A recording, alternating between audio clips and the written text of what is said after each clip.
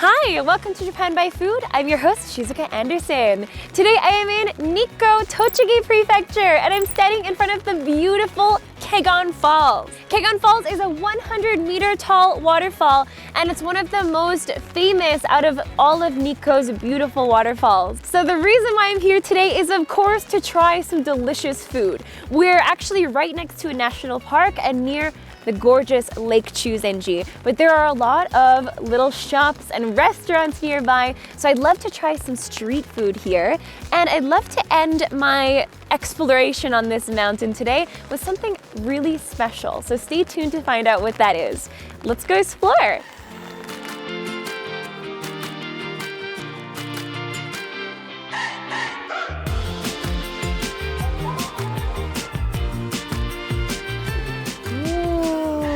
Arrived at a little outdoor stand in the snow. Let's try some local foods. This is such a lovely little restaurant area. Oh my gosh, look at this! Gyoza croquet. And it says it's really good, so you gotta trust the sign. It says umai, which means so good. Okay, I'm gonna get one of those. And what is this? Tochiotome man. So it is a strawberry steamed bun. Never seen that before. It looks amazing though, so I think I'm gonna have to give that a try. It is a local food because they use local strawberries, so I'm gonna get those. Ooh, I got them! They're nice and warm. Do you want to take a peek? This is the Gyoza croquette. And oh, the strawberry steamed bun. It looks so good. Ooh, I can't wait to give this a try. So let's go inside, find somewhere to sit down and enjoy all of the delicious food. Let's go. So I've gathered a few delicious little bites to eat from around the Kegon Falls area. There's a lot of restaurants and a lot of little shops around here. I just got a Suiton, which is a type of soup, a little bit like a stew, with a lot of different veggies like carrots, daikon, Japanese radish. Let's dig in. This looks really good. That really warms you up. Oh, it's a lovely, rich stew, but the taste is kind of beefy. You get a lot of umami from the mushrooms too. It's good.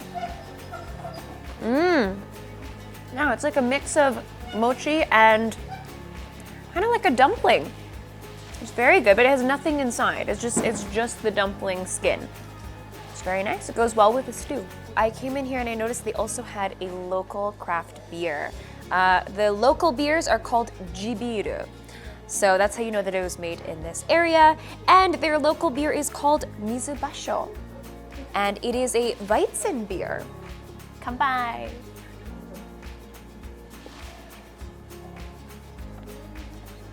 Ooh, that's lovely, very light tasting.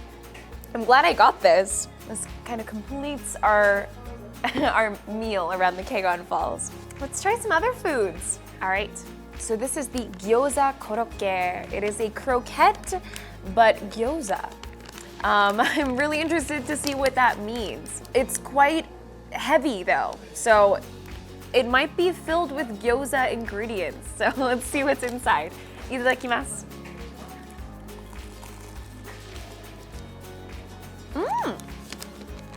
It is filled with potatoes.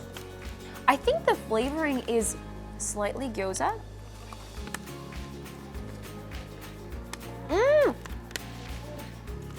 I'm having a discovery. There's more filling the deeper you go. At first, it was more like a croquette potato. When you go deeper inside, there's pork inside. Wow, I like this a lot. This is a great idea. Combine croquette, gyoza, you've got something really delicious. So now, let's eat our last item here. It's the Tochiotome man.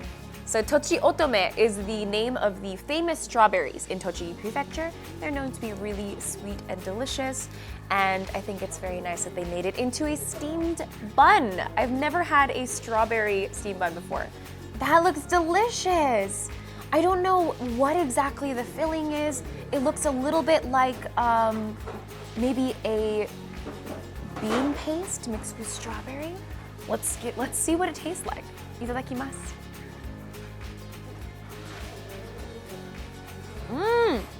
Oh my goodness, that is sweet. The inside is like a blast of strawberry. It's kind of like eating a children's dessert, like I don't know, it's not an ice cream, but kind of like a strawberry ice cream. This is really good, but we have something a little bit special planned after this. So let's kind of change up the style of this video quite drastically, and I'm gonna take you somewhere really special, so let's go.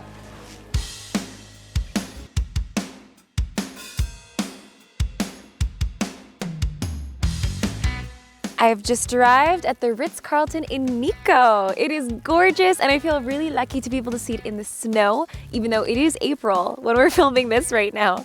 So let's go inside and see what it looks like.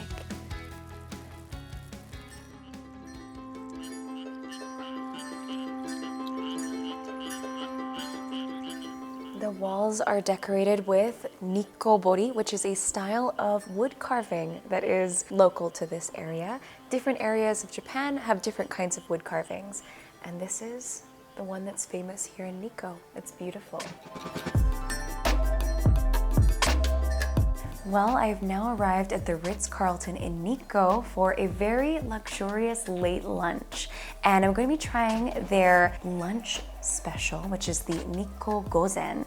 And apparently you can enjoy a lot of local specialties and a lot of local vegetables in this dish. So I'm really excited to give it a try. Apparently Tokugawa Ieyasu, who was the first shogun in Japan, actually he had a very long lifespan, much longer than the average Japanese person at the time. He lived to be about 75 years old when most people in the area were living to be about 30 or 40 years of age. And this dish comprises some of his favorite food items that actually helped him to live a long life. Okay, I'd like to start with the appetizer, which is the chawanmushi. It is a steamed egg dish. It's kind of like a custard, but it's savory, and usually there's some vegetables inside, but I've never really seen a chawanmushi that is this vibrant in color. Here we go. Itadakimasu. It's so jiggly.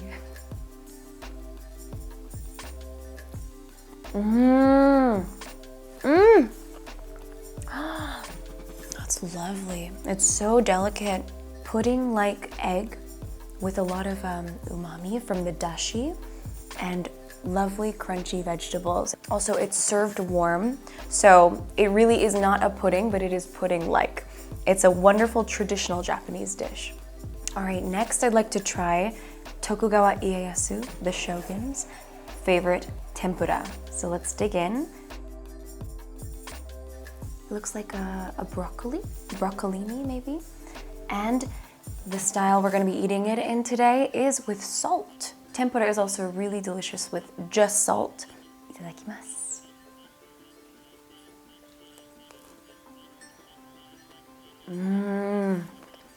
Oh, it's really good. Also very crispy. I think what makes the salt really good is it brings out the flavors of the vegetables, and you can really enjoy the crispness of the tempura batter, the crispness of the vegetables, and just that natural flavor.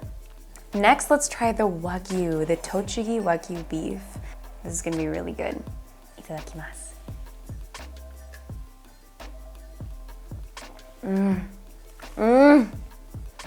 That is so good. The meat almost melts in your mouth. It is so tender. The wasabi gives a freshness to it, and the sauce is so good. It goes so well with the meat. It gives it a little bit of a Japanese style taste. Now, I think what goes really well with the beef is the rice. Very historical, potentially a key to a long life. Very fluffy rice, little pieces of barley inside. Let's give it a try.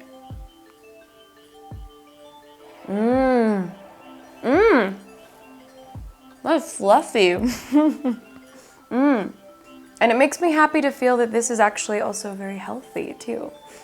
And of course, following the rice, let's try akadashi. It's a red miso soup. Let's see how it tastes. Oh wow, that's rich. Very rich flavor. And there's some little bits of green onion inside, so you get this little bit of crisp bite to it. But the soup itself is really, really unique. It's different from any kind of miso soup that I normally eat in Tokyo. I think this might be a result of the red miso, which is usually a little bit stronger tasting, a little bit saltier, a little bit more umami. No wonder Tokugawa Ieyasu was drinking this all the time. I can understand. Now I'd really like to try this yuba dish. It's in a lovely bite size, and it looks just incredibly decadent as well. Look at the presentation. It seems like there's a little bit of radish, a little dollop of fresh wasabi on top, and a garnish. Here we go.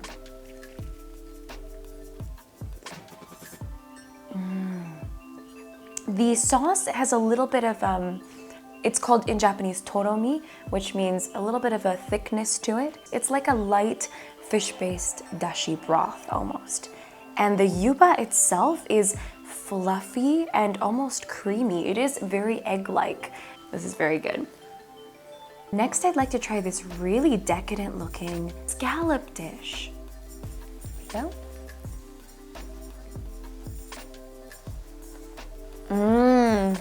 The scallops, really meaty, but very refreshing as well. This is also a cold dish. We have these little flower petals, gives it a floral, springtime freshness.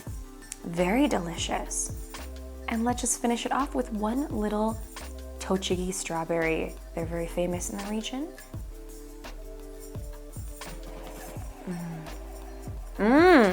That is a very sweet strawberry. It has a little bit of tartness, just the right amount, but it is very sweet. Oh, and so juicy. This whole lunch so far has been amazing, but obviously I still have more to work on, so I'm gonna continue enjoying my meal today. But I hope you guys enjoyed a little look into the Ritz Carlton Nikko's wonderful lunch. I definitely recommend it for a little taste of history and a little bit of luxury. But of course, if you enjoyed this video today and enjoyed touring Nikko with me, make sure to like this video, leave a comment if you'd like to come visit one of these days, and don't forget to subscribe. And we'll see you very soon in another video. Thanks for watching. Bye.